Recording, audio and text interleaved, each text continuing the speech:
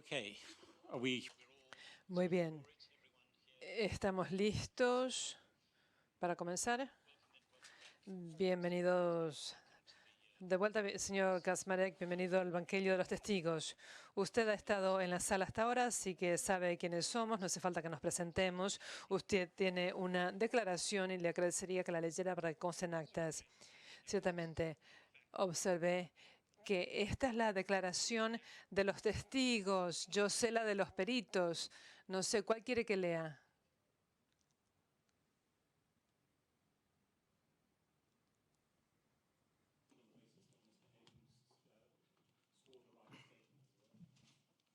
Right.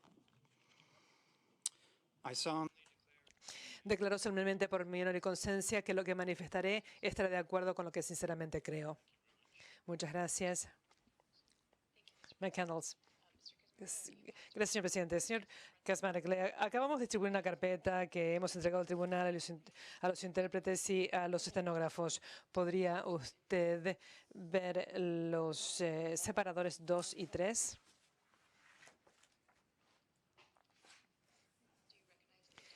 ¿Reconoce usted estos documentos? Sí, son mis dos informes periciales. ¿Reflejan exactamente su opinión profesional? Sí. Entiendo que usted tiene una presentación que quisiera hacer. Sí. Adelante, por favor. Gracias.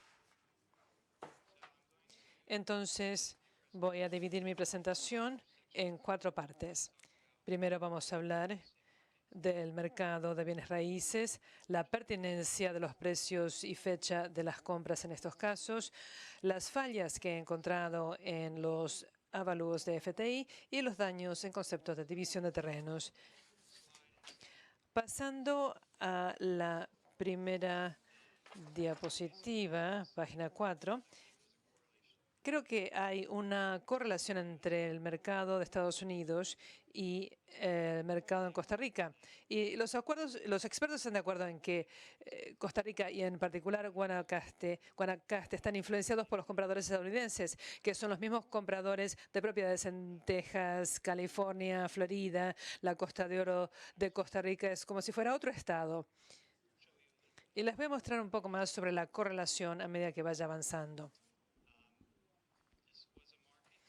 Este era un mercado de 2003 a 2006, en realidad, que experimentó precios de burbuja.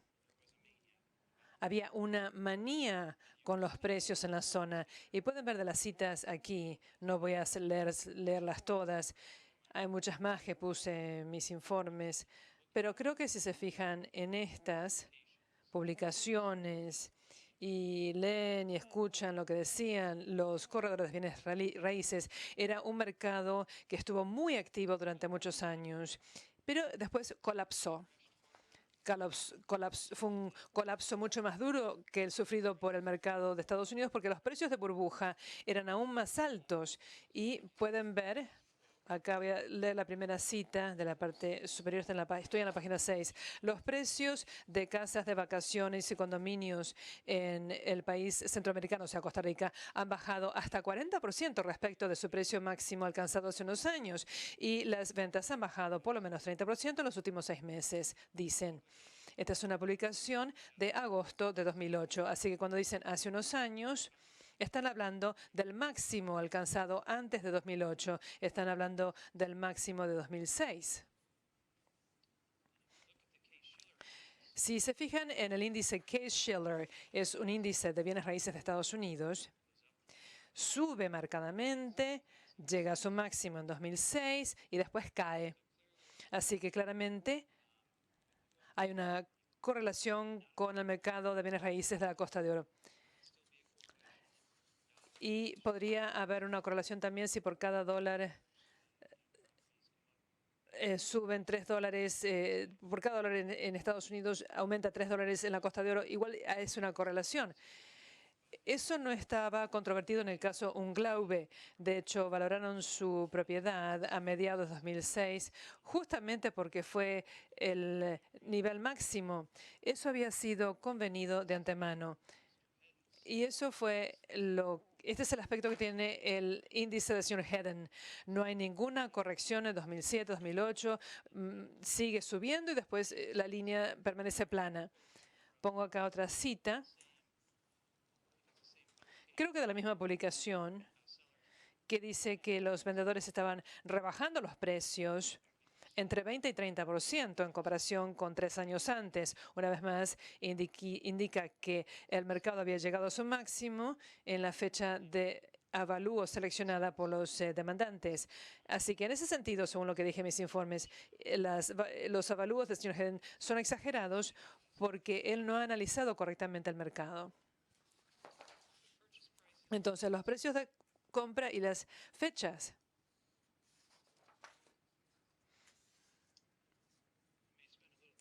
Voy a explayarme un poco en esta diapositiva porque creo que es muy importante.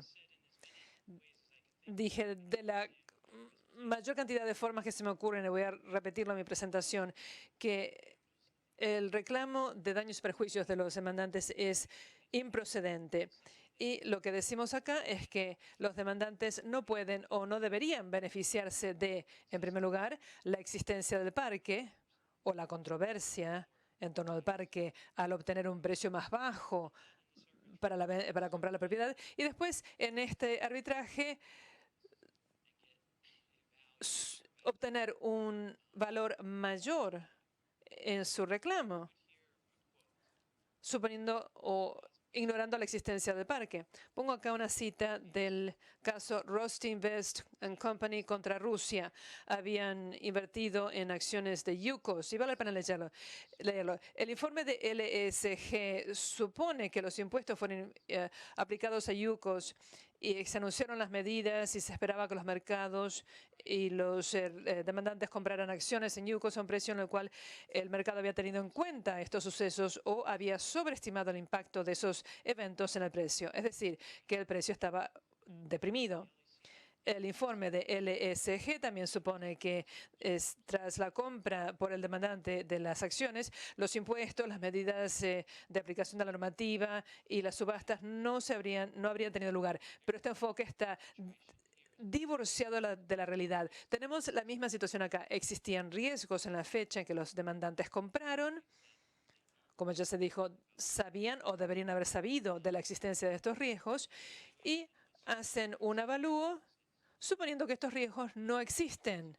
Yo creo que se habló de que a veces hay diferencias de cuándo se asumen riesgos de tipo, o sea, cuándo se toman en cuenta riesgos de expropiación de este tipo.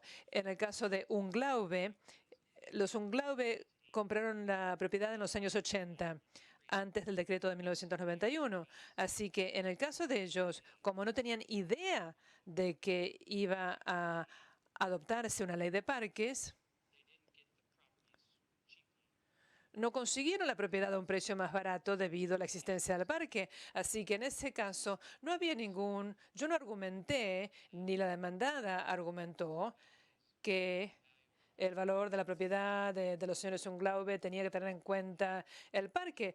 No, porque lo habían comprado antes que tuvieran conocimiento de la existencia del parque. Este caso es muy diferente. En este caso, los demandantes definitivamente sabían que existía el parque y que podían expropiarse sus terrenos. Yo creo que hay que tener en cuenta esos riesgos en el proceso de avalúo. Así que, debido a eso, los precios de compra son pertinentes. Y, por supuesto, hay muchas incongruencias, lamentablemente, en los precios de compra y las fechas. De hecho, incluso en los últimos días he escuchado nuevos precios de compra que no había visto antes. Por supuesto, queremos ver los acuerdos de compra-venta, pero no fueron presentados por los demandantes, porque yo creo que las condiciones serían muy perjudiciales para ellos. Pasando a la diapositiva 12, creo que sería útil presentarles una cronología y las compras al mismo tiempo, porque les ayudará a ver algunos aspectos interesantes de los datos. No quiero decir con esto que voy a mencionar cada suceso pertinente en la cronología, pero partimos de las zonas en gris Ustedes están al tanto del decreto y de la ley. Y después, como verán en mi informe, hablamos de la propiedad de la señora Unglaube, que fue declarada de interés público en julio de 2003. Eso fue publicado en noviembre de 2003. Así que ven que en agosto compras del señor Spence en la zona de ventanas y después el señor y la señora Kofer. Ven que tengo algunos datos sobre el lote, el tamaño, el precio y el precio por metro cuadrado y el valor asignado por FTI. El precio de compra para el señor y la señora Kofer es muy bajo porque tomamos el precio del certificado que consta en el registro de Costa Rica, que decía 5.000 colones, o 500.000 colones, perdón, lo mismo que para la compra del señor Berkowitz. En el primer informe de FTI decía que compró cada lote de los B por $500.000 cada uno, y pensamos que era un error. El señor Hedden dijo, sí, tiene razón, son 500.000 colones. Por eso yo partí del supuesto de 500.000 colones, pero resulta que el señor Berkowitz dice, no, no, no, yo compré todos los lotes B por 1,5 millones. Así que todavía no he visto ninguna prueba de ello, ninguna prueba documental, pero de todas maneras es un precio muy bajo, mayor que el que presentó acá, pero es un precio muy bajo. Y creo que él dijo en su testimonio que él sabía que existía un riesgo de expropiación. Y luego uno ve hacia abajo, septiembre del 2003, el señor Spence compra 2 lotes B por aproximadamente $250 por metro cuadrado. Ahora, si pueden guardar esa cifra de 250, pues voy a volver a mencionarla. Luego, en febrero del 2004, está la opinión o dictamen del Procurador General. Ahora la cuestión de mar adentro se está tratando, que realmente va tierra adentro y hay más compras de los demandantes. Primero, el señor Gremillon le compra el B7 del Berkowitz. Se nos ha dicho $425.000 5 meses después de que el señor Berkowitz había comprado todos los lotes B. O sea, en 5 meses vuelve a vender 3 de los lotes frente a la playa y tiene recibe el 83% de lo que ha pagado por todos los lotes B. Nosotros vemos esa compra y decimos que el señor Gremillion probablemente no sabía que la propiedad que compró estaba en el parque, porque no se puede explicar la parte del 1,5 que uno quiere atribuir a los lotes frente a la playa. Bueno, sería un salto increíble en valor. Así que yo considero que él no tenía conocimiento del parque. Y luego uno ve otras compras durante todo el 2005. Vemos que C71 se vendió por $230.000 en febrero del 2005. Si pueden guardar esa cifra también, pues voy a volver a mencionarla también. Y luego varios otros acontecimientos. Se declara que los intereses en interés público, los lotes B. La Sala Constitucional emite la decisión acerca de los 125 metros tierra adentro. La Procuraduría emite otra vez un dictamen y Spence Co. dice que sabe del dictamen de la Procuraduría. Y luego hay más compras. Los señores Kofer y Holstrom compran 2 de los lotes B. Y lo que se puede ver, y he dicho voy a volver a ese promedio por metro cuadrado, nuevamente están alrededor de 250, uno está más cerca de 300 y el otro se encuentra por debajo de los demás. Esto indica que del 2003 al 2006 los lotes B no están subiendo en valor. Eso tiene sentido, ya que están sujetos a la posibilidad de la expropiación y a ser incorporados al parque. No habría motivo alguno por que incrementar en valor si todavía ese riesgo está atado a la propiedad. Y luego Spence Co. vende el el B61. Aquí tenía una cláusula especial. Spensco sabe que hay otros en el mercado que saben que existe el parque.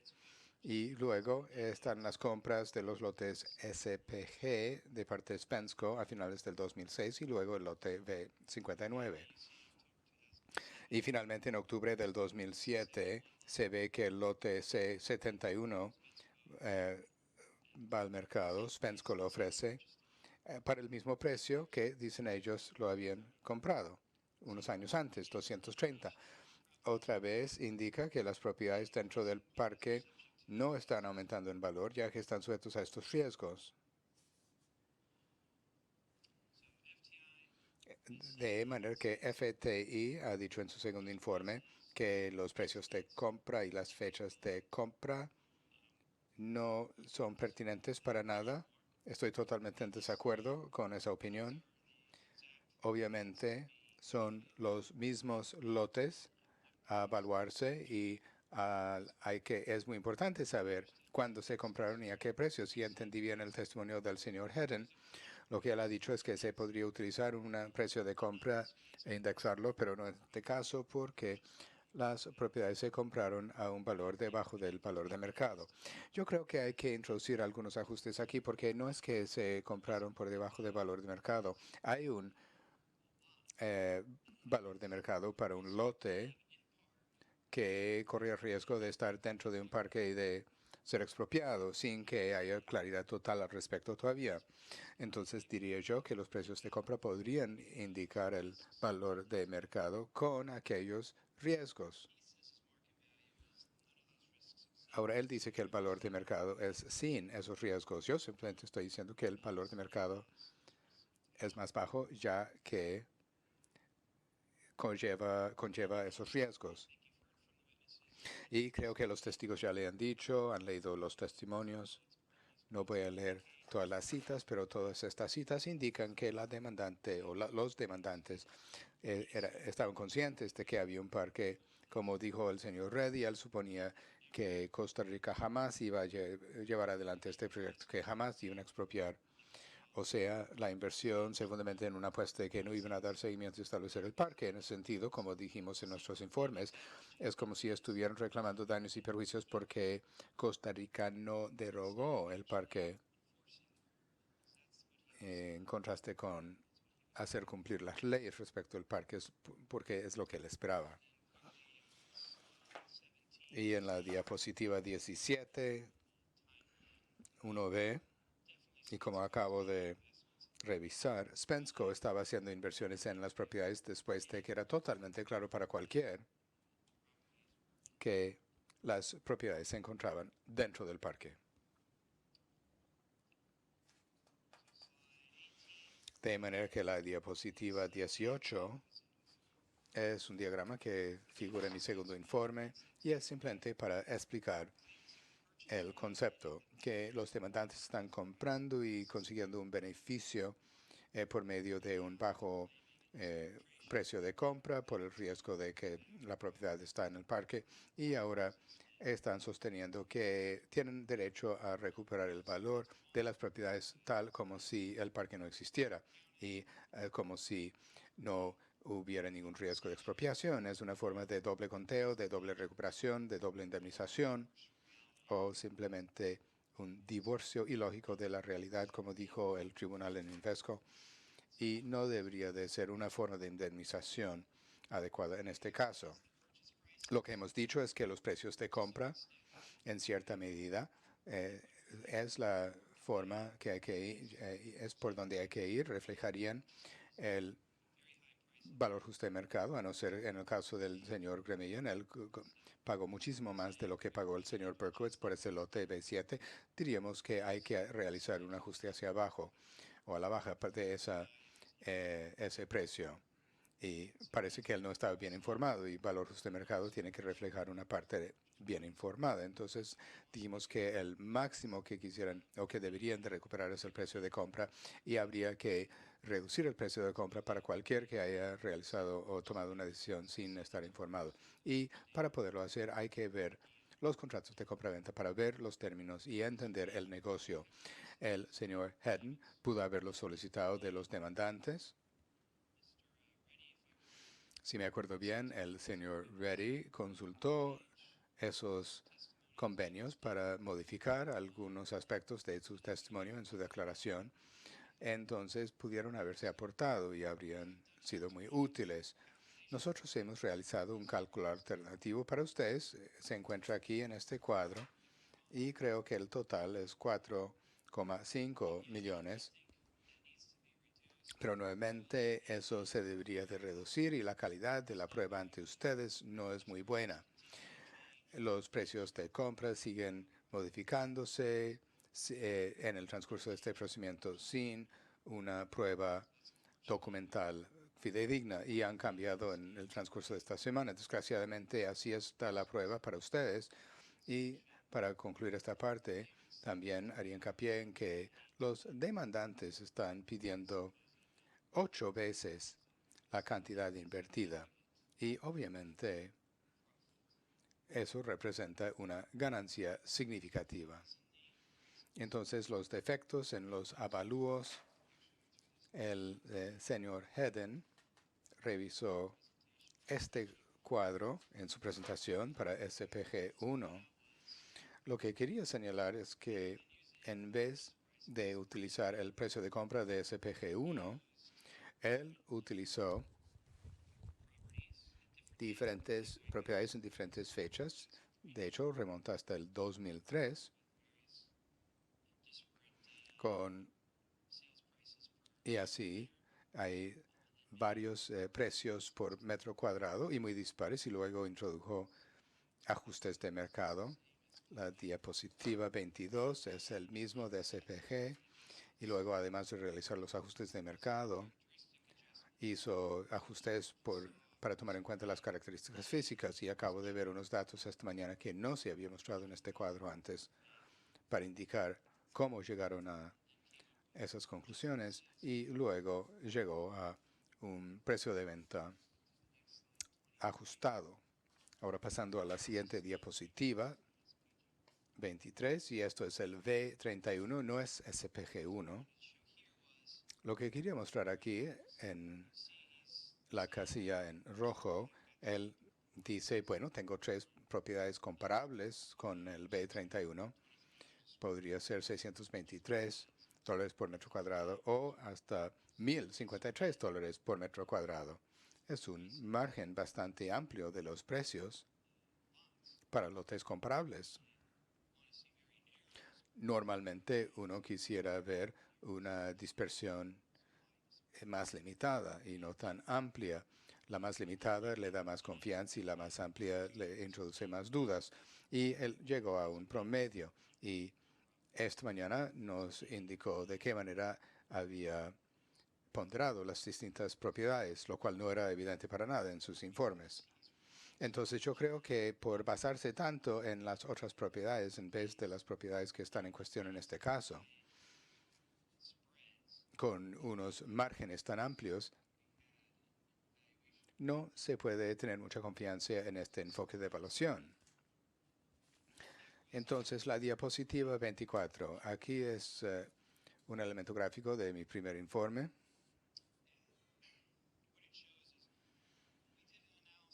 Muestra lo siguiente. Nosotros realizamos un análisis. Dijimos, vamos a ver el precio de compra que nos han informado es el precio de compra, y esa es la barra azul, y luego normalizamos todo para que estuviera igual a 1.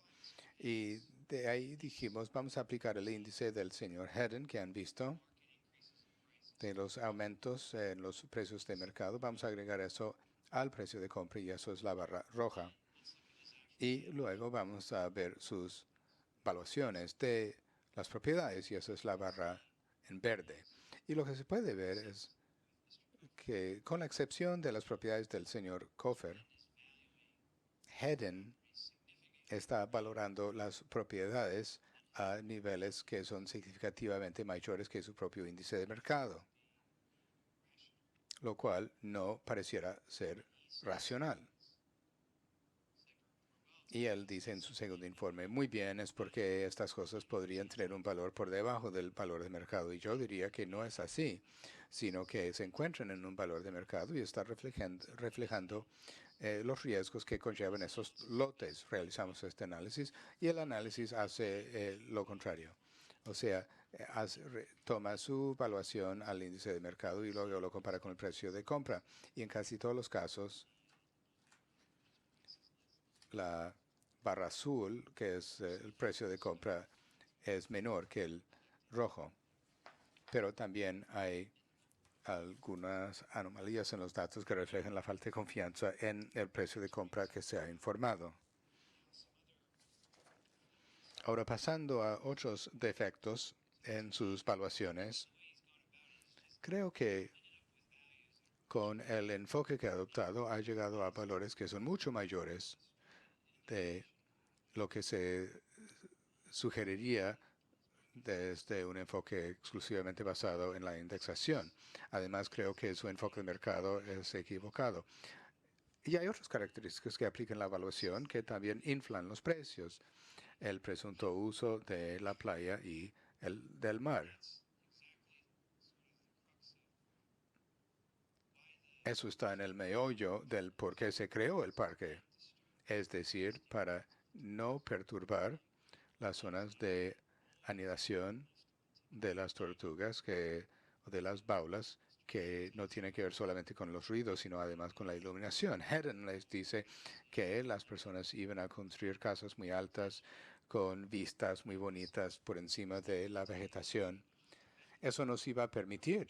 Eso iba directamente en contra del propósito de proteger las tortugas, pues si hay ventanas de segundo piso con luces, las tortugas ven las luces y están distraídos de la playa donde tienen que ir a anidar. O sea, está basándose en una característica que no se habría permitido, ni se permitía en el año 92.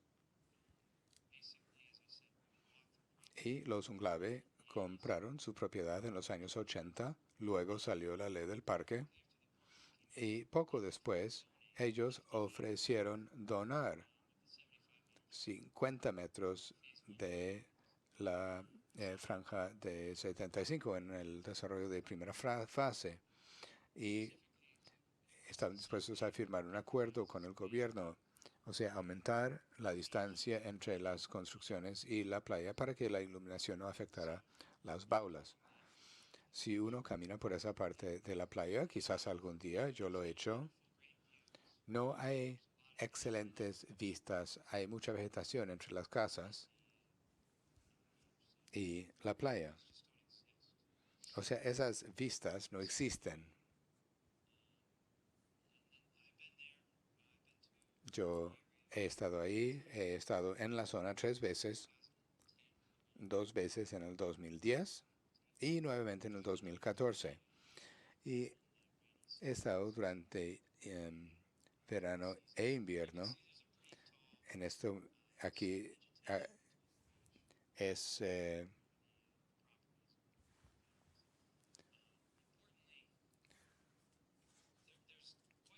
hay mucha vegetación. Una parte importante de la franja de 50 metros, inalienable, la mayor parte va por donde se encuentra esta vegetación. No les ha sido evidente, pero la marea alta llega casi hasta la vegetación. O sea, la marea alta es un poco por debajo de ahí, o sea, más cerca del mar. O sea, una parte importante de la zona inalienable de 50 metros contiene esta vegetación. Ahora estoy en la diapositiva 28.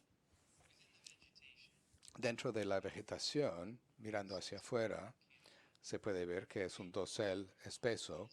Hacia la derecha hay una apertura, es un punto de acceso para salir de la vegetación hasta la playa. Siempre se hace en forma de S, de manera que si uno está en la playa, si bien hay una apertura, parece que hay vegetación justo detrás de la apertura. Y esto mantiene una cortina, si quiere.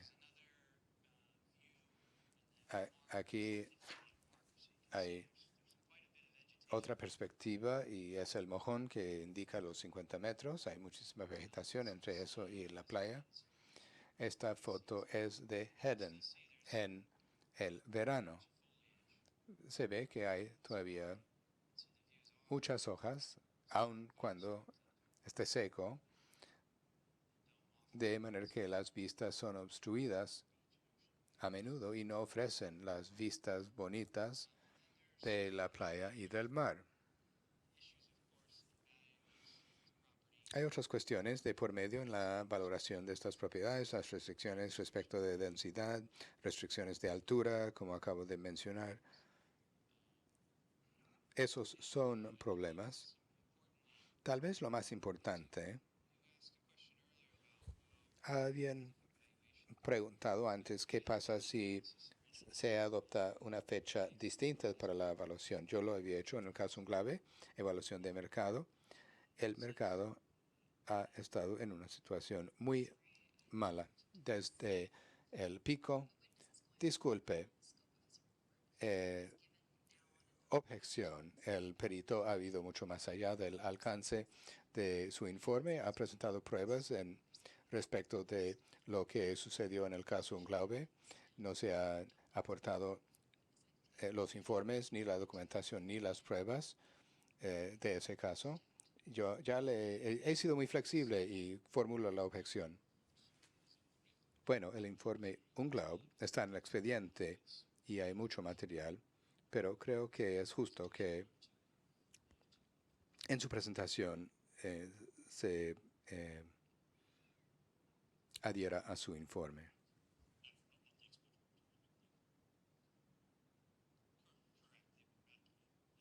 Sí, en el informe pericial no, sino el laudo. Sí, una parte importante se encuentra en el laudo. Bueno, la objeción está bien en el sentido de que la intención de esta presentación es permitirle a usted presentar su informe, pero ha querido ir más allá. Por supuesto, entonces, bueno, ya hablé del mercado, el mercado actual, en mi informe. En este caso, ampliando lo que hice antes y lo que les había dicho en lo que escribí, fue que nosotros revisamos las propiedades y miramos en toda la región. Nuevamente, nada ha sucedido en esta área, nada. Ningún desarrollo. Lo único que vimos eran más lotes de venta y lotes que se estaban vendiendo con un fuerte descuento. Los Unglaube habían rebajado su precio en un 60% de lo que estaban solicitando anteriormente y todavía no aparece ningún comprador. Entonces lo que sucedió fue una burbuja increíble de precios y, como he dicho, son muchos compradores que nunca tenían la intención de desarrollar, sino que estaban comprando con la idea de vender a mediados de los 2000 y finalmente se encuentran con una propiedad que no han podido vender hasta la fecha. Esa manía realmente ha tenido un impacto negativo sobre el desarrollo en la zona. Bueno, último tema, daños y perjuicios por división de lotes. Ya se ha hablado de esto bastante, así que puedo limitar mis comentarios. Es correcto que el señor Hedden ha evaluado en el escenario contrafáctico la totalidad de los lotes SPG utilizando propiedades frente a la playa y luego en el escenario real ha utilizado los lotes interiores. Ahora, para ser justo, dijo hoy que introdujo un ajuste importante a los lotes frente a la playa. Nuevamente, esto no estaba incluido en su informe o su cuadro nos presenta nueva información que no ha explicado. Pero aún así, yo creo que el abordaje no tiene sentido para mí desde un punto de vista de la lógica. Ha visto estos diagramas que hemos incluido en nuestro segundo informe y la explicación sencilla que estamos dando, creo yo, es que los lotes, sobre todo los que limitan con el parque, están mejoradas porque son los que están más cerca del parque y de la playa. Entonces, el concepto que ha aplicado Hedden a los daños y perjuicios por división de lotes se encuentra al revés. O sea, los lotes verdes ahora son los que están más cerca de la playa y los que limitan el parque tendrían más valor que antes. Y creo que los otros no verían ninguna modificación en su valor, porque todavía están a la misma distancia de la playa que antes. Y si analiza el modelo de desarrollo de Hedden para SPG, que es más o menos un modelo de flujo de fondos descontados, él reconoce, por supuesto, esos lotes más allá de los que limitan la zona de 50 metros. O sea, tendrían un valor muy diferente. Los lotes internos, bueno, en su modelo de desarrollo, él tiene el supuesto de venderlos a $420,000 por lote, mientras que los presuntos lotes frente a la playa se venderían por 1,2 millones. O sea, es una diferencia significativa en su valor que realmente entra en contradicción con lo que está afirmando actualmente respecto a los daños y perjuicios por concepto de división de los lotes. La diapositiva 35 es la última diapositiva, son los daños y perjuicios por concepto de división de lotes por lote. Y como habíamos señalado, el total es de más de 13 millones de dólares, que es más de la tercera parte del monto reclamado en este caso. Y con esto finalizo mi presentación. Disculpe, no tengo más preguntas. Señora Con.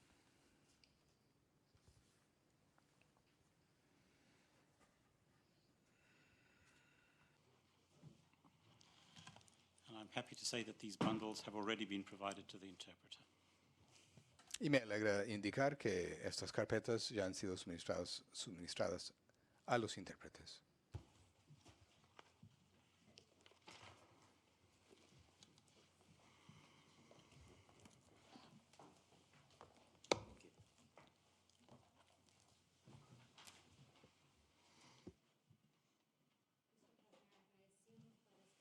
I assume by this point, Mr. Supongo, señor Kazmer, que ya sabe que yo me llamo Tracy Cohen, soy abogada para la demandante y le voy a hacer algunas preguntas acerca de sus dos informes periciales presentados en este procedimiento. ¿Usted entiende esto? Sí. Usted no es evaluador o tasador licenciado, ¿verdad? No, yo soy Chartered Financial Analyst y no tiene ningún título como experto en tasación. Eso sí, es un credencial para las evaluaciones. No, yo no tengo título más que Chartered Financial Analyst. ¿Y usted no es abogado? No, claro que no. Usted no es miembro de ningún instituto de avalúo, ¿correcto? Nuevamente considero que el instituto de CFA y sus organismos satélites como institutos de avalúo, sí, pero no es miembro de ningún instituto específico para el avalúo. Bueno, sí, lo que quiere decir cuando dice específico es para una industria determinada, por ejemplo, bienes raíces, minería o petróleo y gas, no. Y usted no se describe como experto en tasación de bienes raíces en particular, ¿es correcto? Es correcto. Mis antecedentes incluyen todas las clases de activos, como he explicado. Yo no digo que tengo especialista en ninguna de estas áreas. Usted no aplicó las normas uniformes de práctica profesional de la tasación en la preparación de su informe, ¿es correcto? No, esos principios no necesariamente se aplican a mi persona. Lo que yo hice en este caso fue de realizar un análisis de daños y perjuicios. Esto es el aspecto principal de nuestro trabajo aquí y brindar pruebas de valores que podrían ayudar a este tribunal a resolver este caso en forma justa. Si podría limitarse a contestar mis preguntas, por favor. Yo le pregunté si había aplicado las normas universales para la práctica de tasación, ¿es correcto? Correcto. Y usted no aplicó los requisitos del Código de Ética Profesional del Appraisal Institute en la preparación de su informe o en la realización de su trabajo en este procedimiento, ¿es correcto? Yo no sé cuáles son esos requisitos éticos, no los apliqué. Hay requisitos muy concretos para un CFA. Y usted no ha realizado un avalúo de ninguno de los lotes que es tema de este procedimiento, ¿es correcto? He realizado una evaluación del mercado y de las propiedades en este caso. Y sobre la base de mi evaluación, he llegado a lo que yo considero es el método indicado para indemnizar a los demandantes. You listen to my question and Pediré que escuche la pregunta y conteste la pregunta que yo le formulo. Usted no usa una tasación de los lotes que están en cuestión en este procedimiento. Estoy en desacuerdo con eso. Hice una tasación, evalué los precios del mercado, especialmente los precios de compra de las demandantes. Mi opinión, como describí, es que esos precios no hubieran aumentado y por lo tanto son los precios pertinentes que el tribunal debe considerar en este caso. Entonces, técnicamente esa sí es una tasación a la fecha de mayo 2008. ¿Se le instruyó a usted a dar una opinión de tasación? No. Las instrucciones que recibí fue suponer que las propiedades de las demandantes habían sido expropiadas y determinar la indemnización apropiada. ¿Se le dijo a usted a qué fecha debería usted suponer que se realizó la expropiación de esas propiedades? No, no se me dio indicaciones al respecto. Obviamente el señor Hedden ya había dado fecha para que la demandante solicitaba ser indemnizado y yo utilicé la misma fecha. Usted no ha realizado, o los informes que usted preparó y que ha suministrado, en parte da respuesta o comentarios sobre los informes presentados por el señor Heller, ¿no es cierto? Sí, es cierto. Y al responder a esos dos informes suministrados por el señor Hedden, usted no siguió las mismas normas uniformes de la práctica profesional al dar su informe en crítica. No sé cuáles son esas prácticas. Es posible que mi enfoque podría estar conforme a esos principios, pero no los tomé en cuenta cuando yo estaba realizando mi análisis. No. Yo le pediría, por favor, que vea su primer informe. Creo que lo tiene ante sí en la carpeta que fue distribuida por mis colegas. Le pediré que mire su primer informe. Pero antes de hacer esto, usted ha hecho varios comentarios acerca del procedimiento Unglaube en su presentación esta tarde. ¿Lo recuerda usted? Sí. ¿Entiende usted que el procedimiento Unglaube no fueron procedimientos públicos? Sé que el laudo es público, pero no fue como esta audiencia, correcto. ¿Entiende usted que lo único que se ha hecho público acerca de ese procedimiento ha sido el laudo? Sí. ¿Y le prestó usted consideración a eso antes de hacer sus comentarios esta tarde en esta audiencia? Sí, absolutamente. Le pido entonces que vea la página 4 de su informe.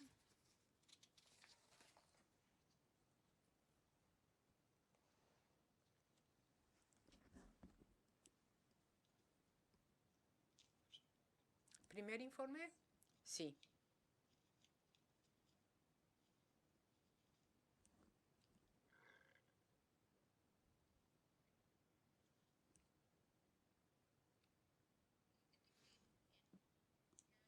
En la página 2 de su informe.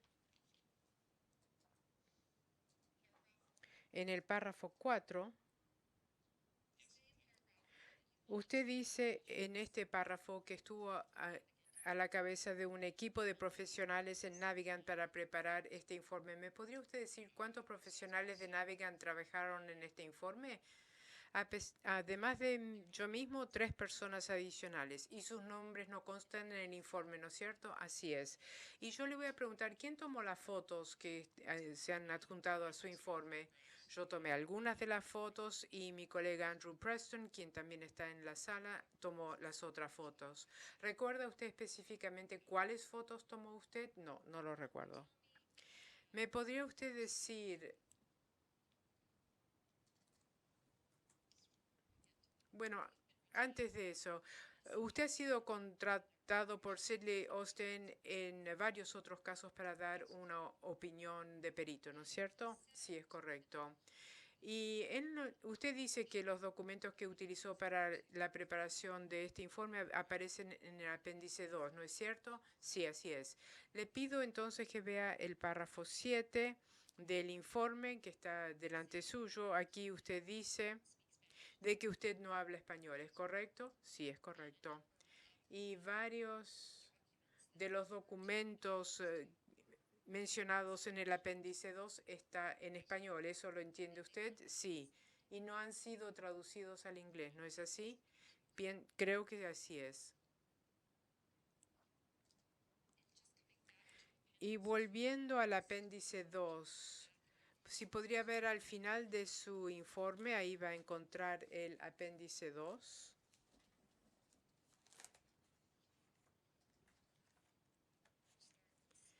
Y comienza inmediatamente después de la página 25 del apéndice 1. Aquí está la lista de todos los documentos que empleó usted para la preparación de su informe original, ¿no es así? Sí, creo que es correcto. Y le pido simplemente que confirme mientras estemos hablando de esto, si puede ver su segundo informe.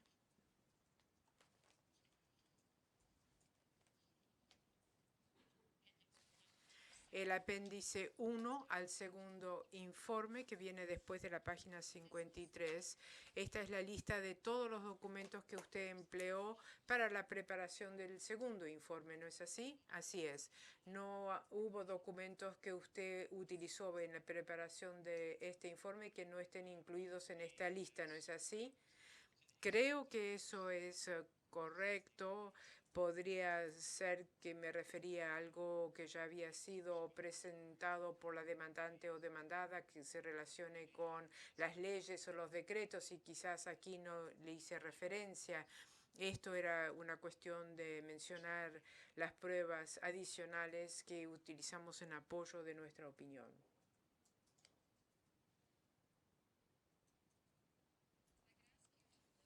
Le pido que vea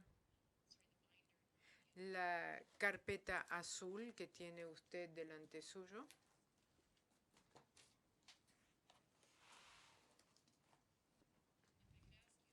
Y por favor vea el separador 9.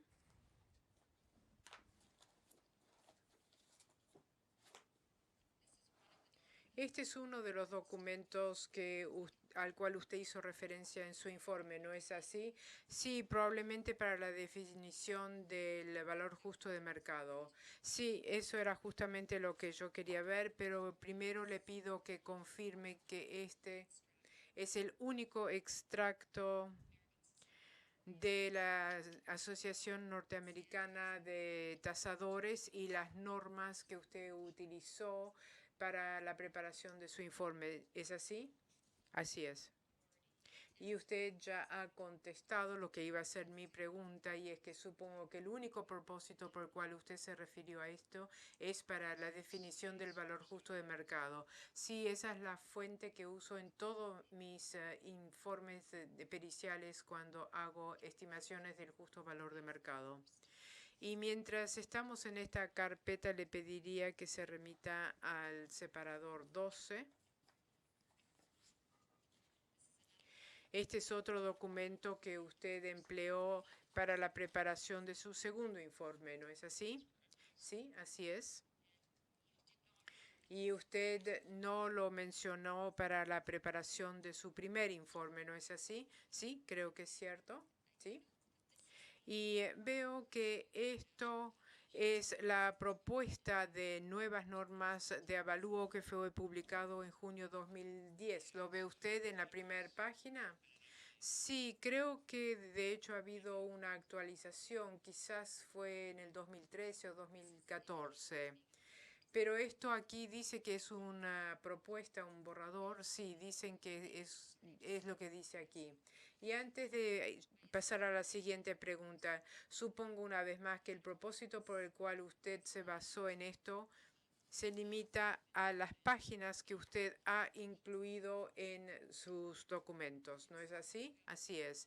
Entonces, usted no se ha basado en las normas internacionales de avalúo más allá de lo que está incluido en este separador para los propósitos de preparación de su informe. En cuanto a notas de pie para una declaración, no. Yo, por supuesto, conozco bien al IBS, entonces siempre lo tengo en mente cuando realizo mis análisis, pero no creo haber hecho referencia específica nada más en estos documentos. Y en relación a la definición de valor de mercado, y supongo que es para eso que utilizó este extracto. ¿Sabe usted si se ha cambiado esta definición en contexto de lo que usted cree ha sido la versión del 2013 de las normas internacionales de avalúo? No lo recuerdo. Sentado aquí hoy, no pienso que existió ningún cambio. Le pido ahora que vuelva a su primer informe en la página 4 de su informe.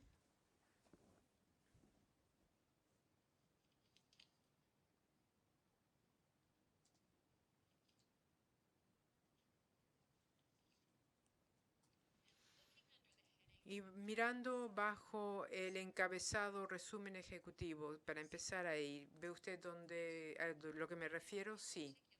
Y en especial quiero comentar acerca de los párrafos 10 y 11. En relación a estos dos párrafos, usted hace varias aseveraciones sobre cuestiones de hecho relacionados con este procedimiento. ¿Lo ve usted? Sí. ¿Se le suministró o este resumen es algo que el abogado de la demandada le planteó, le presentó? En absoluto no. Esto es un resumen que usted redactó tomando en cuenta las declaraciones testimoniales y el expediente de este procedimiento. Sí, ¿entiende usted que como perito en esta audiencia usted no debe ser quien encuentra los hechos? Yo no debo decidir acerca de los hechos, pero los hechos son importantes para el análisis. ¿Y cómo decide usted cuáles hechos debe seleccionar para incluir como base para las suposiciones que aparecen en su informe? ¿Es algo que usted decidió solo o es algo que el abogado le instruyó? Yo decidí casi todo lo que yo pensé que era pertinente. El abogado no me dijo realmente lo que era pertinente porque como experto de cuantía tratando de hacer un análisis de daños o un avalúo, yo no sé si el abogado realmente sabe lo que es relevante para un experto de daños o un experto de avalúo. Y al preparar este resumen ejecutivo, si alguno de los hechos que usted describe aquí se encontrase de que no son exactos, ¿eso posiblemente podría alterar las opiniones que usted manifiesta en su informe? Sí, por ejemplo, si los precios de compra son incorrectos, eso podría absolutamente cambiar mi opinión. ¿Y qué pasaría si las cuestiones fácticas relacionadas con el conocimiento de las demandantes fuesen diferentes a lo que usted ha conocido aquí? ¿Eso afectaría su opinión? No, no lo afectaría. ¿No lo afectaría? No, no lo afectaría. Como dijimos, hay suficiente evidencia e información de que las demandantes sabían o deberían haber sabido, porque dije que existe evidencia que el señor Germelian no hubiera sabido, pero debiera conocer. Y el análisis de indemnización debería tomar en cuenta en el avalúo de su propiedad asumiendo el riesgo de que estaba dentro del parque y podría ser expropiado. Pero respetuosamente, señor Kaczmarek, entiende usted que está en el ámbito del tribunal determinar si las demandantes sabían o deberían saber que sus propiedades estaban en el parque. Sí, por supuesto, ellos están totalmente libres de estar de acuerdo con mi opinión o en desacuerdo. Y si el tribunal determina de que los demandantes no sabían o no debían saber que los lotes que compraron, en el momento que los compraron, estaban dentro de los límites de un parque propuesto, es posible que eso podría alterar las opiniones manifestadas por usted en los informes. Sí, yo estaría de acuerdo con eso. Como dije en el caso Unglawe, era imposible para ellos saber de que iba a existir ahí un parque. Si se pone a demandantes en los zapatos de ellos, donde no podían en absoluto predecir de que su propiedad iba a ser parte de un parque y podría ser expropiado, eso cambiaría mi análisis, sí. Y al preparar su resumen de hechos y de la ley, ¿se le dijo a usted que debía suponer que la franja 75 metros más allá de la franja de 50 metros de la zona inalienable estaba ya dentro del plan de 1991 para el parque? Se me dijo que el decreto original del 91 establecía el parque y que las coordenadas indicaban que era tierra adentro. ¿Eso fue algo que le instruyó el abogado? Sí, dije que eso es lo que me dijeron. Entonces, ¿el abogado se lo dijo? Sí. ¿Y se le dijo que de suponer que los demandantes deberían de haber sabido o estar conscientes de que estaban dentro de los límites del parque? No, no me dijeron que debía asumir eso. Usted no identifica claramente en sus informes en ningún sitio donde los abogados les ha dado supuestos acerca de hechos o la ley. ¿Se le dieron supuestos o cosas que debía asumir para la preparación de sus informes? Yo estoy en desacuerdo de que no planteo mis supuestos. Típicamente escribo, nosotros entendemos que cuando algo se nos informa, esa es mi forma de expresarlo. Si es algo fáctico, que yo pensé personalmente que era relevante al realizar mi análisis, pongo una nota de pie de página.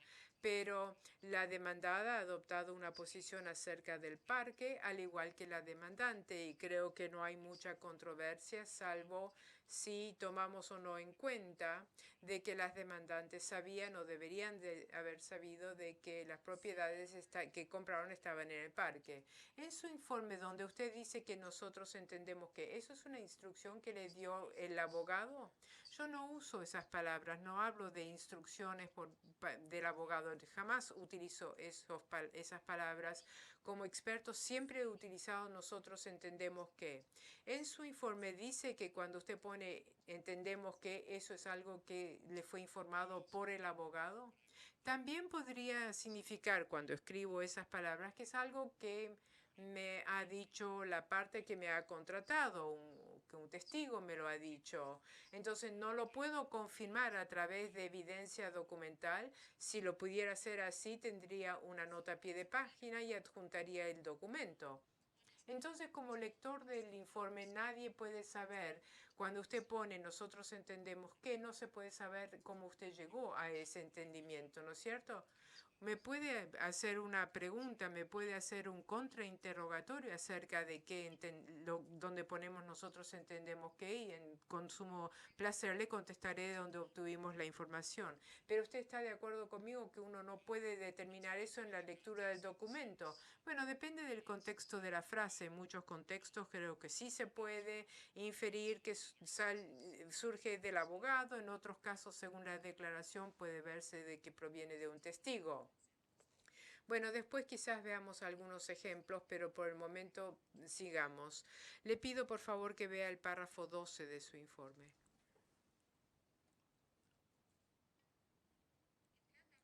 En el párrafo 12 del informe, usted hace varias declaraciones sobre cuestiones fácticas.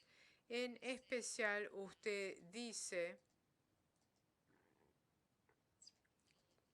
o a mediados del párrafo, usted está hablando de los avalúos administrativos y luego dice, especialmente cuando efectos que afectan el valor de las propiedades, tales como la limitación del suministro de agua disponible en el área, las restricciones de densidad, las restricciones de altura de construcción y la falta de vista del mar debido a manglares dentro del 50 metros de la zona inalienable. Entonces, viendo esto, desglosándolo, hay varias cuestiones. Por ejemplo, tenemos el suministro de agua. ¿De dónde obtuvo usted la información que ha incluido en el informe en cuanto a la disponibilidad, baja disponibilidad de suministro de agua? Para contestar su pregunta, esto es un resumen ejecutivo, resume por lo tanto todo lo que se encuentra detallado en el informe. La cuestión del suministro de agua es algo que se menciona más adelante y probablemente tiene varias frases que empiezan con entendemos qué. Pero yo le estoy preguntando ahora específicamente su párrafo 12. En especial le pregunto si el abogado le dio instrucciones, por ejemplo, en cuanto a la declaración de que hay bajo suministro de agua en el área. Sí, se me dijo eso y si podemos ver por favor el párrafo 124, es ahí donde me refiero, está en la página 44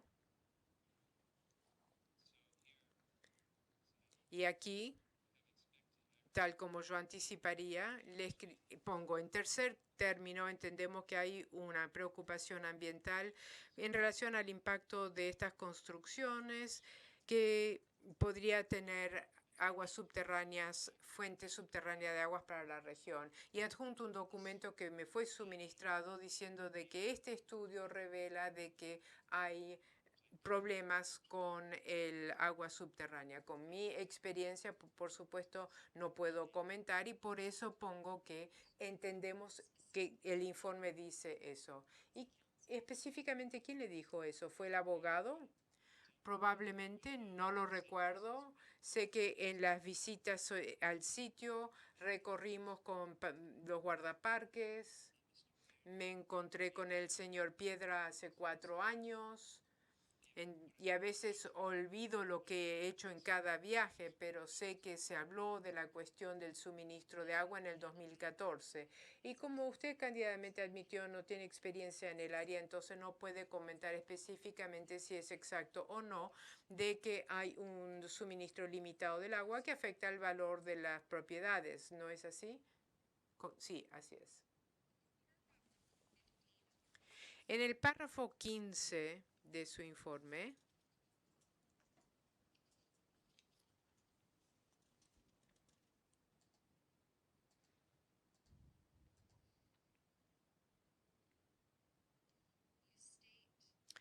usted declara, estoy tratando de ubicar la frase,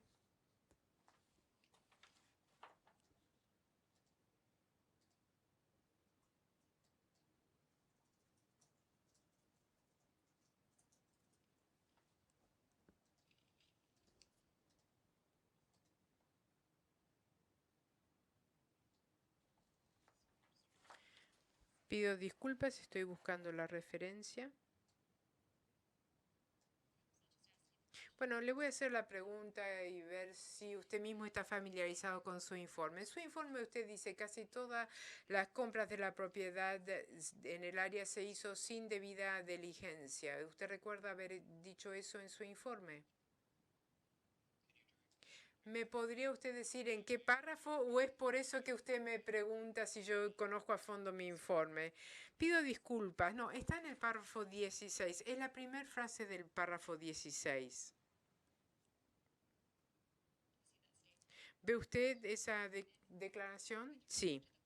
Y con relación a los comparables utilizados por el señor Hedden en su informe, usted no ha hecho verificación independiente ni análisis en cuanto a los compradores de los comparables para evaluar si ellos habían realizado debida diligencia para sus compras. ¿No ha hablado usted con ellos? No, no hablé con ellos, pero los términos muestran que sí realizaron la debida diligencia, por ejemplo, el C71 y B61, esos contratos fueron suministrados y uno puede ver qué información conocían los compradores y vendedores en el momento que se realizaron esas transacciones.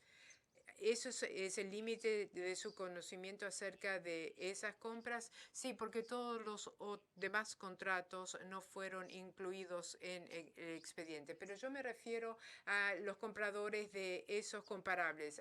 Ahí se limita su conocimiento de esos compradores y las intenciones que ellos tenían con esas compras. ¿Usted lo ha podido ver simplemente leyendo esos contratos? Sí, por supuesto, también traté de evaluar la situación del mercado en el entonces, cuando estas propiedades fueron compradas por las demandantes. Un análisis de mercado es necesario para que un experto utilice cuando está haciendo cálculos de daños y de indemnización. Entonces, mi análisis de mercado apoya mi opinión que un inversor viendo esas propiedades debería haber conocido del riesgo de que podrían ser parte del parque y del riesgo de expropiación. Pero usted no habló con esos compradores, ¿no es cierto? Yo no he hablado con ninguno de los compradores. Pasemos a la página 8 de su informe.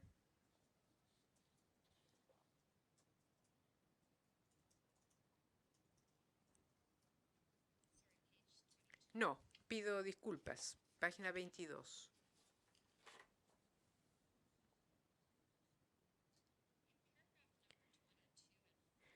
En el párrafo 22 y subsiguientes, usted ha hablado del propósito del decreto del 91 y la ley del 95. Pido disculpas. ¿Página 22 o párrafo 22? No, página 22 de su primer informe. Pido disculpas, usted empezó hablando del párrafo 22. Por favor, ¿me podría decir a qué párrafo se está refiriendo? Comenzando con el párrafo 68. Usted aquí plantea la historia y el propósito del decreto de 1991 y la ley de parques del 95 y las decisiones de la Corte Suprema y de la Corte Constitucional. Me estoy refiriendo de párrafo 68 al párrafo 73. Sí, correcto. ¿Y este análisis le fue suministrado por el abogado para que usted lo utilice? Bueno, como análisis es mío propio. Obviamente hablé con el abogado acerca de la naturaleza de la cuestión y los documentos que reflejaban la creación del parque. Y todo esto se utiliza para una evaluación del mercado en esta zona. Entonces es importante para el avalúo. Me quiero enfocar específicamente en estos párrafos que se refiere a cuestiones de índole jurídica. Y estos párrafos le pregunto si fueron redactados por usted o si fue el abogado quien le suministró esta información. Yo específicamente escribí cada una de las palabras y todas las palabras en este informe con la ayuda de mis colegas. Los abogados no escribieron absolutamente nada que consta aquí. Esto refleja cómo entendía yo fue creado el parque y esto es importante a fines del avalúo. Mi pregunta es, ¿su entendimiento surge de discusiones que tuvo con el abogado o usted leyó y analizó la ley de parques y así llegó a su propia conclusión? Generalmente cuando se me dan los hechos de importancia, me gusta verificarlos. Entonces, sí, ciertamente miraríamos y confirmaríamos que el decreto original fue emitido en 1991. Sería importante para mí en mi análisis asegurarme de que eso es correcto. Pero no iría al punto de interpretar jurídicamente un sector para así satisfacerme de que la posición jurídica o legal del abogado es correcta. ¿Entiende usted con relación al párrafo 68? ¿Entiende usted que en relación al decreto de 1991 los límites propuestos del parque no incluían a Playa Ventanas? Sí, correcto, así lo entiendo, no se incluía a Playa Ventanas. Al igual, en cuanto a la Corte Suprema y la decisión de la Corte Constitucional, ¿usted redactó este resumen de estos dos párrafos en base a información que le fue suministrado por el abogado o son decisiones que usted leyó y entonces redactó sus conclusiones de lo que decían estos dos documentos? Nuevamente, estos documentos me fueron suministrados, fueron puestos a mi disposición. Yo simplemente confirmé en parte de lo que dicen los documentos. Yo creo que no son cuestiones que se están disputando entre las partes, pero establecen el contexto dentro del cual formé mi opinión.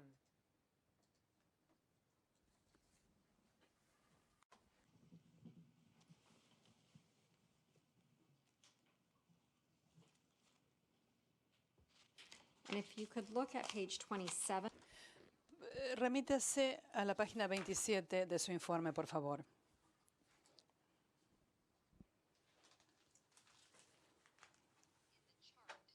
En el cuadro 5, tiene una cronología.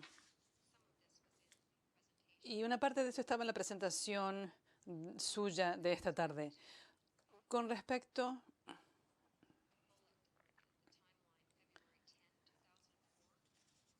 al 10 de febrero de 2004, dice, decreto de la Procuraduría que establece los límites del BNMP, 125 metros tierra adentro. ¿Lo ve? Sí. Usa la palabra decreto. ¿Entiende usted que la opinión de la Procuraduría no es un decreto? Tal vez no lo sea. Francamente, no sé la diferencia entre leyes y decretos. Sé que hay una diferencia, pero no es mi campo de especialización. ¿Entendía usted al formular su opinión que la opinión de la Procuraduría era una cuestión de derecho? Para mí, cuando yo estaba preparando esta cronología, quería indicar el tipo de investigación que se habría haber podido hacer en el marco de la debida diligencia para evaluar correctamente o determinar correctamente el valor de las propiedades. ¿Entendía usted, al preparar su opinión, que la opinión de la Procuraduría era vinculante para alguien que no fuese el ministerio? No llegué a una conclusión u otra. Para mí, la existencia de esa decisión o decreto o lo que sea en la mente del comprador sembraría la duda con respecto al riesgo de comprar una propiedad en la zona.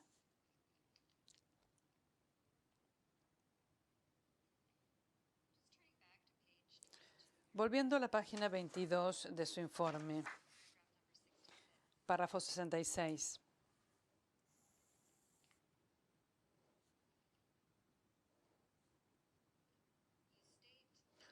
Usted dice en la mitad del párrafo que en nuestra opinión varias de las acciones y declaraciones de los demandantes indican que sabían o deberían haber sabido antes de la compra que las propiedades estaban reservadas para el BNMP. ¿Lo ve? Sí. Y usted usa los demandantes en plural. Sí. Así que se refiere a todos los demandantes. Correcto. No, no me refiero a todos los demandantes. No. Como dije en mi exposición, el señor Gremillion no sabía del riesgo de que la propiedad estuviera en el párrafo. Dice, en el parque. Cuando usted dice, en nuestra opinión, ¿a quién se refiere cuando dice nuestra? Es una forma de estilo. Siempre escribo los informes así. Uso las palabras nosotros o nuestros o nuestro en vez de yo o mi para reflejar también las contribuciones de mis colegas. Así que no es esto algo que le pidieron que asumiera en la preparación de su informe. Esto es algo que usted escribió por su cuenta, ¿no es cierto?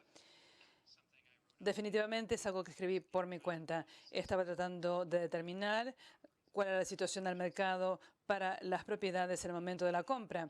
Así que dije que había muchos indicios de que había un alto grado de riesgo en relación riesgo de que esas propiedades estuvieran en el parque y estuvieran sujetas a expropiación. Y agregué acá que de las propias declaraciones de los demandantes, ellos lo sabían. ¿Podría ver el párrafo 75 de su informe en la página 24, por favor? Usted dice en la segunda oración del párrafo 75 que aunque la ley de 1995 era incongruente con el decreto de 1991 debido a un error tipográfico, los demandantes deberían haber sabido que los límites del BNMP se extendían 125 metros tierra adentro. ¿Lo ve? Sí. Le dijeron que supusiera que eso se debía a un error tipográfico. No me dijeron que lo supusiera. Eso fue el resultado, según lo que entiendo, de la determinación de la Corte Suprema de que se trataba de un error tipográfico.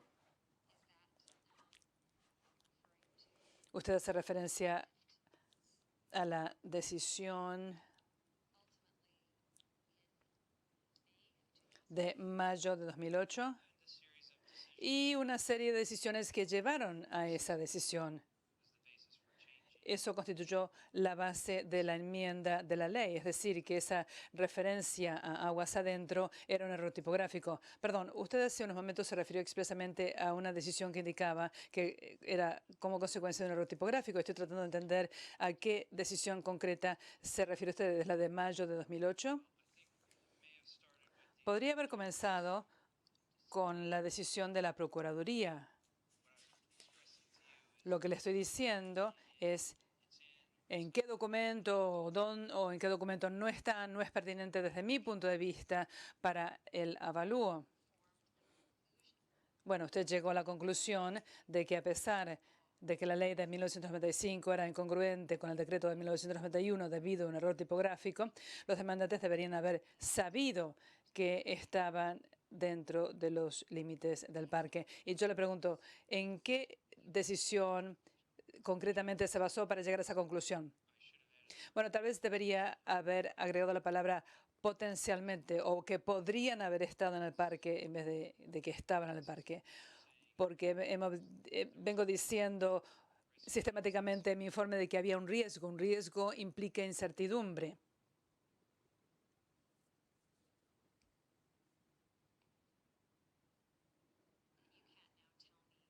Y ahora puede decirme en qué decisión concretamente se basó para sacar esa conclusión. No, no creo que en última instancia se decidió que era un error tipográfico, cualquiera que sea el documento que se encuentre, y eso no es algo controvertido. Le dieron instrucciones para que tuviera en cuenta el conocimiento de los demandantes de si el parque estaba si las propiedades estaban dentro de los límites del parque para emitir su opinión. No, no me dieron instrucciones de ese tipo. Usted sabe, por supuesto, que había personas que compraron propiedades que estaban completamente dentro de la franja de 75 metros durante el periodo 2003 a 2008 por sumas considerables de dinero. Depende de qué quiere decir usted con sumas considerables de dinero, pero estoy de acuerdo en que hubo personas que compraron propiedades dentro de la franja de 75 metros. Podría darle un ejemplo. Si se fija en su informe.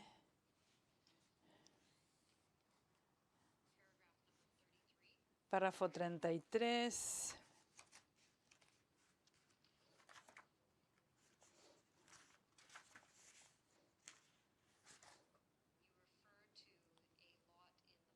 Hace referencia a un lote de Palm Beach que se vendió por $800,000 de Estados Unidos, ¿correcto? No, lo pusieron en venta a ese precio, no lo vendieron, lo pusieron en venta a ese precio. ¿Y saben a cuánto se vendió? No se vendió. Estaba en venta a $40 por pie cuadrado. Sí, uno de los lotes estaba a ese precio. Y si vuelve a la página 8 del separador 3.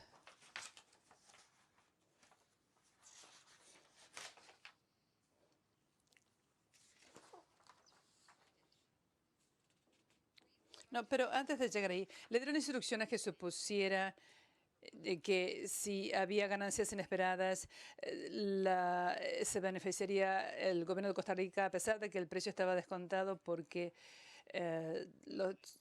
existían estos conocimientos en el mercado. ¿Me dieron instrucciones de que Costa Rica debería recibir beneficios inesperados? Sí. No, no me dieron instrucciones de ese tipo. En mi opinión, y este es un concepto de daños y perjuicios, no creo que Costa Rica esté beneficiándose de la forma que se beneficiaría un gobierno si expropiara una compañía, una empresa y la retuviera para sí. Acá están tomando tierras para proteger las tortugas y no están sacando más nada de eso que la protección de una especie en peligro de extinción.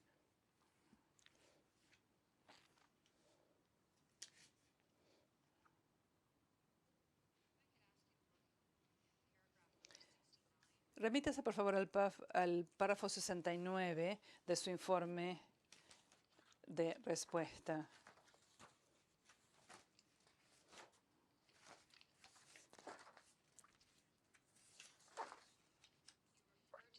Acá hace referencia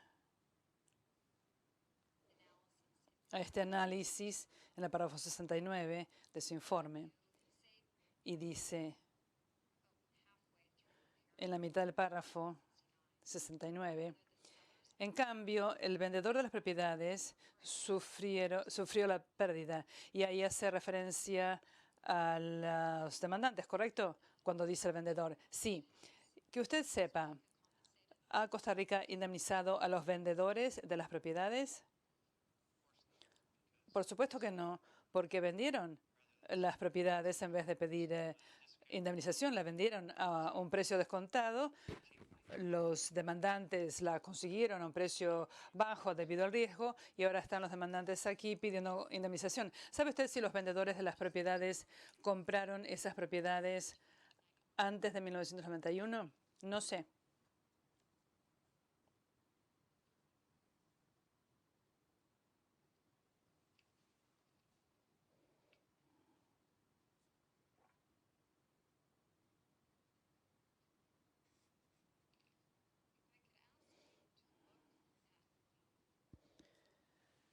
Remítase, por favor, a la carpeta que tiene delante suyo. La carpeta azul.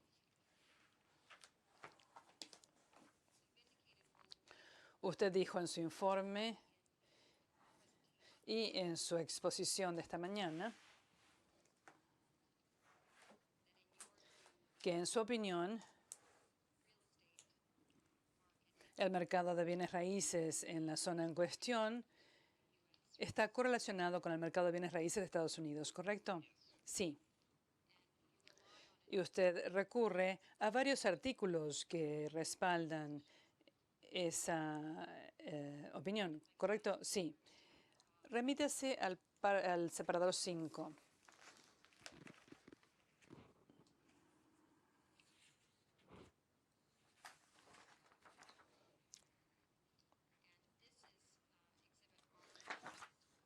Anexo R065, uno de los artículos que usted usó para respaldar su conclusión, ¿correcto?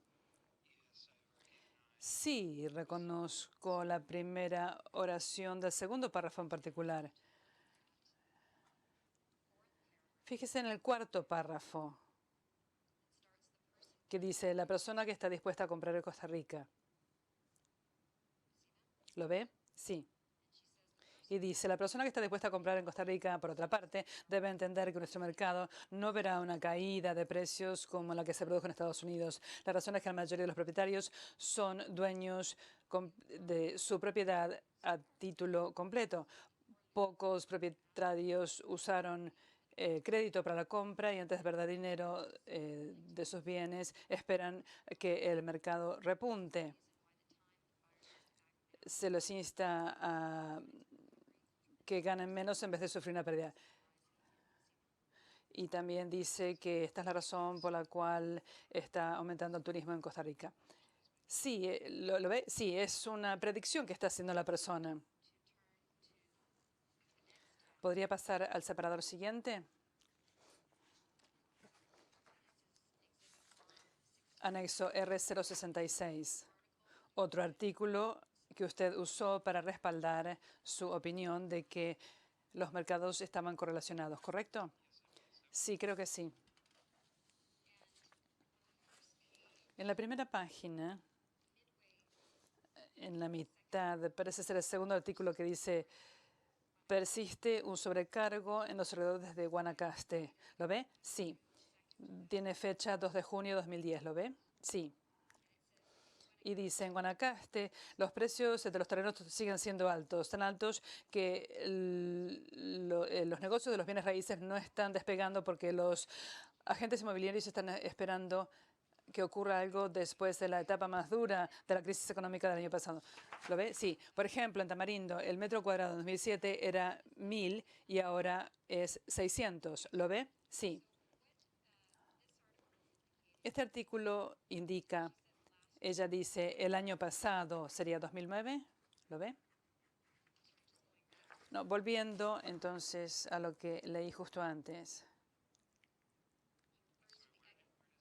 Donde dice el año pasado, al final de la primera oración, de la crisis económica del año pasado, o sea, la crisis económica del 2009.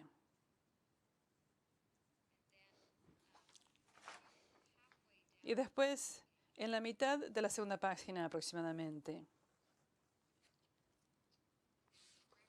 hay una referencia al director ejecutivo de la Cámara Nacional de Turismo y dice que cree que la crisis no llegó a las proporciones experimentadas en el mercado de bienes raíces de Estados Unidos, donde hubo una caída del 30% en las casas de clase media. Señor presidente, creo que es justo permitir que el señor Kaczmarek proporcione una breve explicación. Vamos a permitir al abogado de la demandante a que siga elaborando sus preguntas. Pero debe darle al señor Kaczmarek la oportunidad de responder al tema, a la pregunta que se le hizo. Sí, gracias.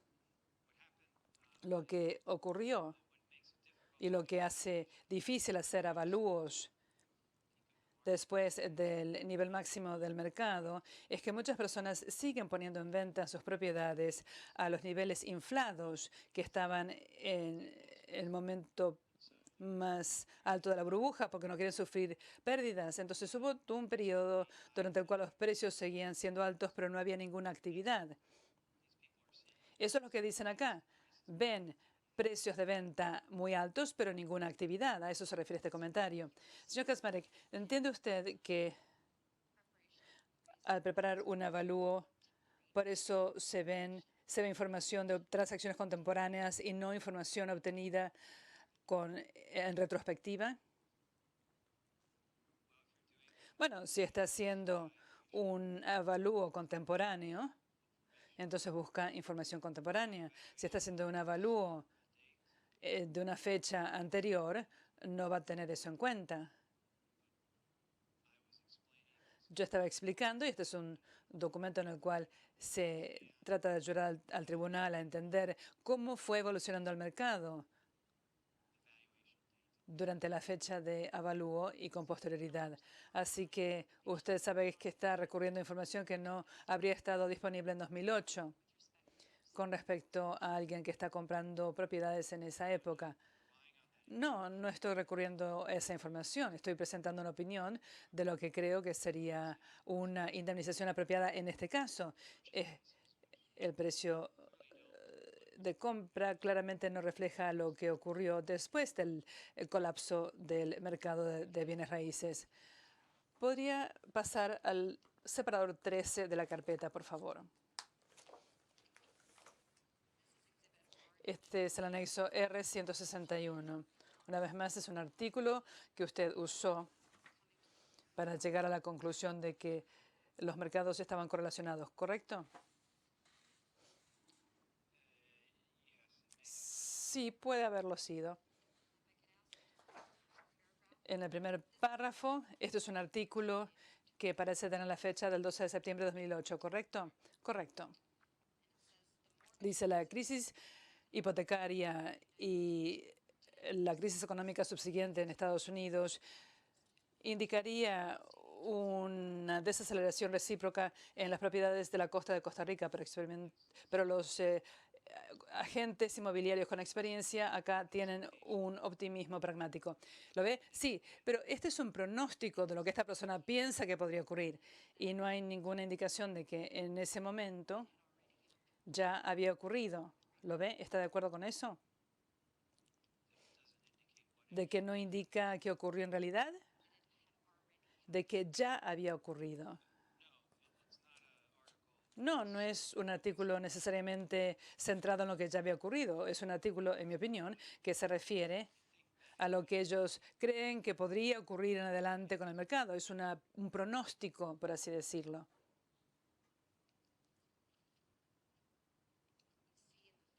Y usted ve en el tercer párrafo que dice: el mercado de bienes raíces de la costa del Pacífico ha experimentado un auge en los últimos 5 años. ¿Lo ve? Sí, estoy de acuerdo en que hubo un auge. Si se remite al tercer párrafo desde abajo, el señor Bob Davey dice que no se está cayendo del cielo, simplemente es una corrección saludable lo que está produciéndose, es decir, una corrección de los precios porque los precios están bajando. Esta es una mirada retrospectiva de lo que estaba ocurriendo. No dice cuándo comenzaron a caer los precios, ¿no? No, pero tengo otros artículos que he agregado y que he mostrado en mi presentación que indican que la mayoría pensaba que el máximo se alcanzó en 2006. Fíjese en la página siguiente. El último párrafo completo abajo dice: en general, y se está refiriendo al señor Núñez de Playa Hermosa. Dice: en general, las familias individuales en Costa Rica no se han visto afectadas por la crisis hipotecaria de Estados Unidos, aunque sí todo familias de Estados Unidos que se vieron obligadas a vender aquí debido a problemas hipotecarios en su país. Sí, estoy de acuerdo con esta declaración de que había una crisis hipotecaria en Estados Unidos y ese factor no se eso no nos llevó a la disminución de los precios. Usted opinó que hay una correlación también en cuanto al momento del descenso del mercado. Fíjese en el separador 3 de esta carpeta. Este es otro artículo que usted usó para preparar su informe, ¿correcto? Creo que sí. En el tercer párrafo dice: el mercado de bienes raíces de ninguna manera está en el mismo lugar en que estaba en los años del auge de 2006 o 2007. ¿Lo ve? Sí. O sea que hace referencia a los años del auge en Costa Rica, incluido el 2007. ¿Lo reconoce? Sí.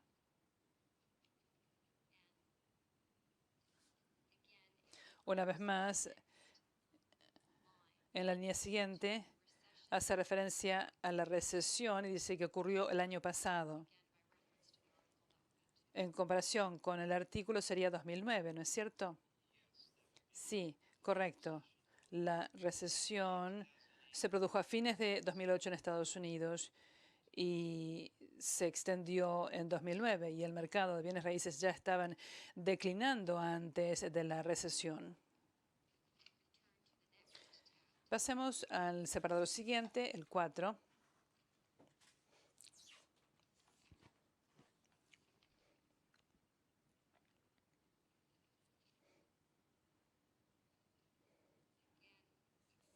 Una vez más, este es el anexo R063, es otro artículo que usted usó. Sí, se citó el tercer párrafo en mi presentación de hoy.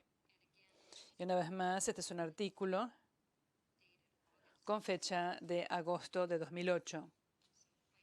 Así que bastante hacia fines de 2008. Sí, y tiene el tercer párrafo que indica que los precios habían bajado en 2008 respecto del máximo alcanzado hace unos años.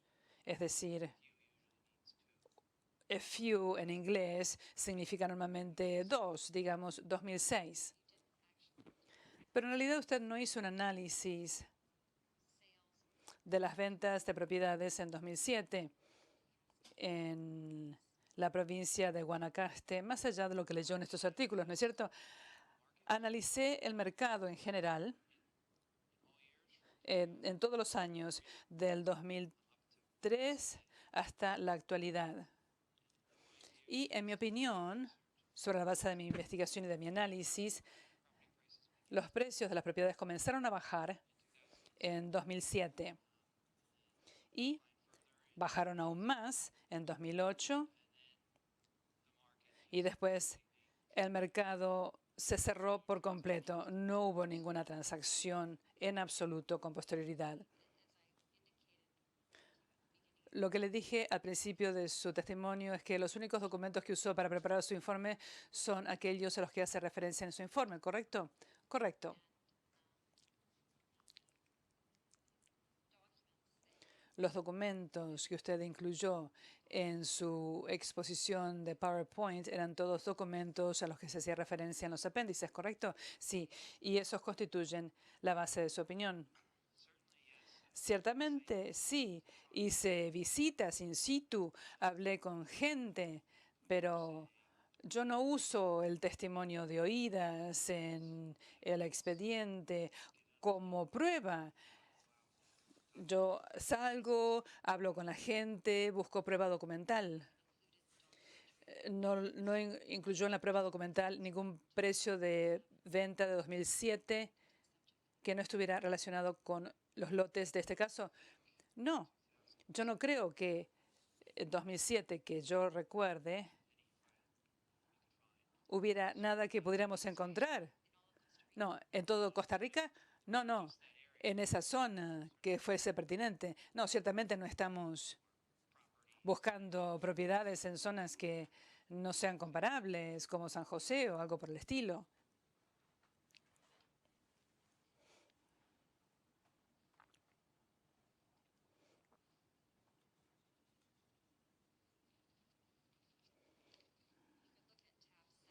Pase al separador 7, por favor.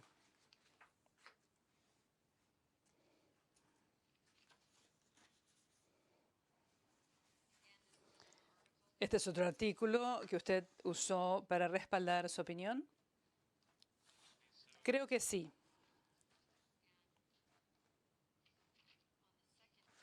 En la segunda página del artículo, perdón, este es un artículo que tiene fecha de octubre de 2010. En la segunda página del artículo, en la parte de arriba, dice: ya han pasado unos cuantos años desde el nivel máximo del mercado en 2006 y 2007. ¿Lo ve? Sí. Y usted reconoce que este artículo se refiere al apogeo del mercado que ocurrió en 2006 y 2007 en Costa Rica. Sí, obviamente. Yo leí todos los artículos juntos para formar mi opinión. Y yo opino que en 2006 se llegó al apogeo del mercado sobre la base de todos los datos probatorios que he visto. Pase al separador siguiente, el 8, que es el anexo 68. Este documento es del Banco Central de Costa Rica, es el informe anual del Banco Central de Costa Rica de marzo de 2009. Está totalmente en español, ¿lo ve? Sí. Entiendo que usted no pudo leer este informe ni leerlo ni entenderlo sin que se tradujera, ¿correcto? Correcto. Yo pedí a una de las personas de mi equipo que lo leyera y me dijera qué decía el documento. Se sentaron y leyeron el documento en su totalidad y se lo leyeron en inglés. ¿El documento en su totalidad en inglés? No, pero probablemente se haya leído la mayor parte del documento. De lo contrario, generalmente No vamos a buscar documentos. Bueno, si no hemos leído el documento, no sabemos qué contiene. Hay que leerlo para ver qué contiene y si es un documento pertinente que pueda ser útil para el tribunal. Yo le pregunto si usted leyó el contenido en su totalidad. Entiendo que no. No. No es nada desacostumbrado al trabajar con documentos en otros idiomas. Entiendo que usted piensa que el mercado estaba más alto en 2007 que en 2008. Sí, estoy de acuerdo en que los precios eran más altos, pero también tiene que entender que había una desaceleración de las actividades del mercado y que los propietarios